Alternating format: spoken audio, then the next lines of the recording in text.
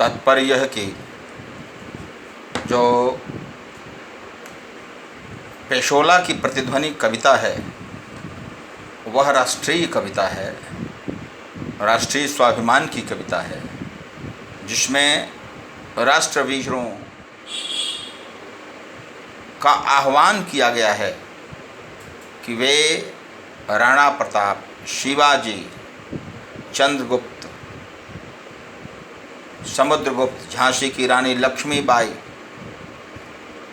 जैसे सुपात्र रह करके राष्ट्र का, राज्य का नेतृत्व करें और इस नेतृत्व के माध्यम से ही भारत के स्वाभिमान की रक्षा हो सकेगी। पेशोला की प्रतिध्वनि एक झील की प्रतिध्वनि के रूप में अभिव्यक्त हुई है। देश जिस समय हमारा गुलाम था अंग्रेजों के, उस समय सीधी बातों को प्रस्तुत करने का अर्थ यह होता है था कि वह रचनाकार जेल चला जाता। कवि जयशंकर प्रसाद ने उसी भाव की अभिव्यक्ति के लिए अप्रत्यक्ष ढंग से राष्ट्रीय भावना की अभिव्यक्ति की है। इसमें महाराणा प्रताप का कोई नाम लेने वाला दिखाई नहीं पड़ता है। वे अपने प्रत्यक्ष रूप से कुछ कहते नहीं हैं, कवि ही उस भाव को अभिव्यक्त करता है। कौन लेगा भार यह, कौन इस नौका की पतवार को संभालेगा, कोई तो बताए उन्नत छाती करके, दर्पयुक्त चेहरे को दिखा करके कि मैं लूंगा भार इस मेवाड़ के नेतृत्व का। लेकिन कोई मिलता नहीं है। तो यह कविता समस्या प्रधान कविता है। इसमें समस्या का समाधान नहीं है। और जयशंकर प्रसाद की रचनाओं की यह विशेषता है कि उसमें समस्या रहती है लेकिन समस्या का समाधान नहीं रहता है। कुछ न कुछ उसमें अंतर पड़ जाता है। इसीलिए उनकी रचनाओं के अंत को कहा गया है प्रसादांत। कुछ सुख कुछ दुख, लेकिन इस कविता में प्रसादांत नहीं है, प्रश्नांत है।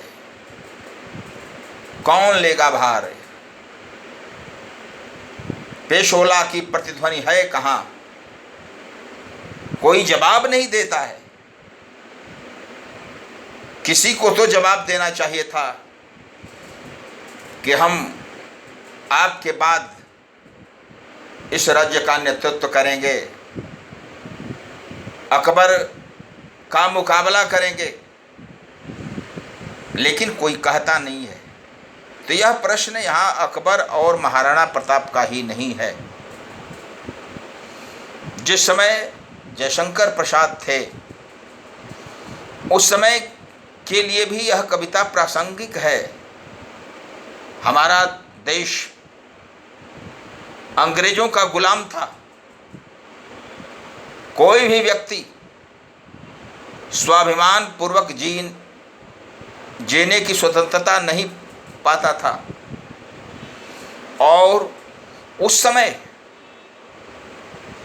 बहुत से कवियों ने अपनी भावनाओं की अभिव्यक्ति की, राष्ट्र की सुरक्षा के लिए, राष्ट्र के स्वाभिमान के लिए, राष्ट्र के सिर के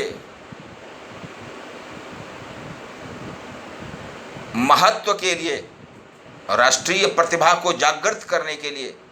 और पेशोला की प्रतिध्वनि कविता वैसी ही कविता है।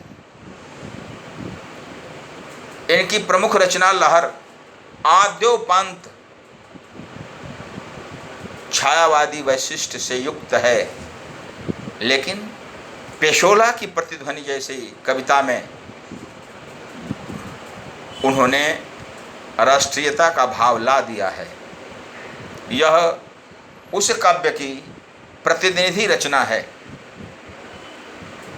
तो पेशोला की प्रतिध्वनि कविता के भाव को स्पष्ट करते हुए मैं यह बताना चाहता हूँ कि महाराणा प्रताप के वार्धक्य के कारण, बुढ़ापा के कारण और करुण रस की प्रधानता के कारण यह राष्ट्रीय कविता शोक प्रधान हो गई है। मूल रूप से यहाँ राष्ट्रीय शोक का प्रश्न है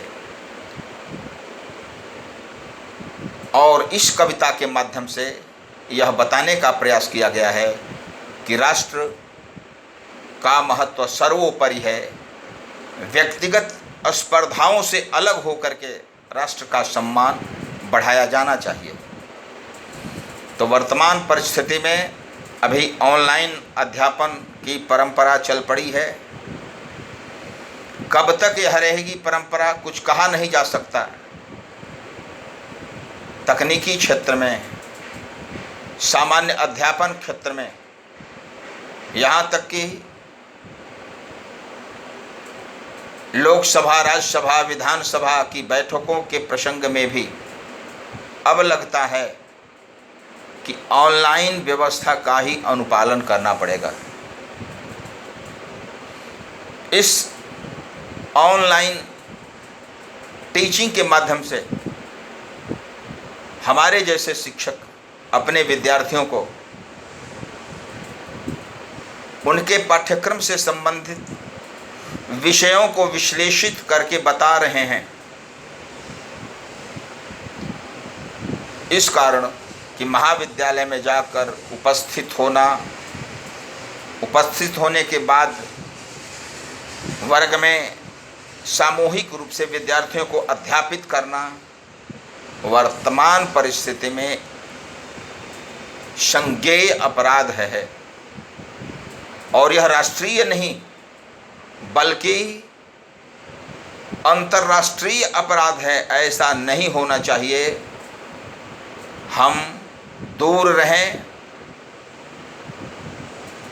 एक साथ नहीं रहें, लेकिन हमारा जो संबंध है वह यथावत बना रहे। शिक्षक और विद्यार्थी का जो संबंध है, अध्यापक और अध्ययन, वह वर्तमान रहना चाहिए और उसके लिए एकमात्र विकल्प है ऑनलाइन टीचिंग। और इस ऑनलाइन टीचिंग से मैं विद्यार्थियों को यह बताना चाहता हूँ कि प्रतिदिन आपका वर्ग लिया जा रहा है ऑनलाइन अध्यापन के द्वारा। आप इस वर्ग से लाभ उठा सकते हैं। घर में रहें, स्वस्थ रहें, सानंद रहें।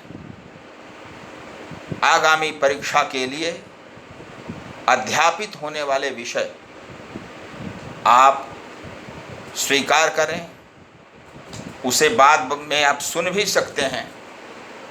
इसलिए आपसे मैं पुनः अपील करना चाहता हूँ कि आप घर में रह कर के भी अध्ययन का लाभ ले सकते हैं और आगामी परीक्षा में अधिक से अधिक अंक पा सकते हैं। धन्यवाद।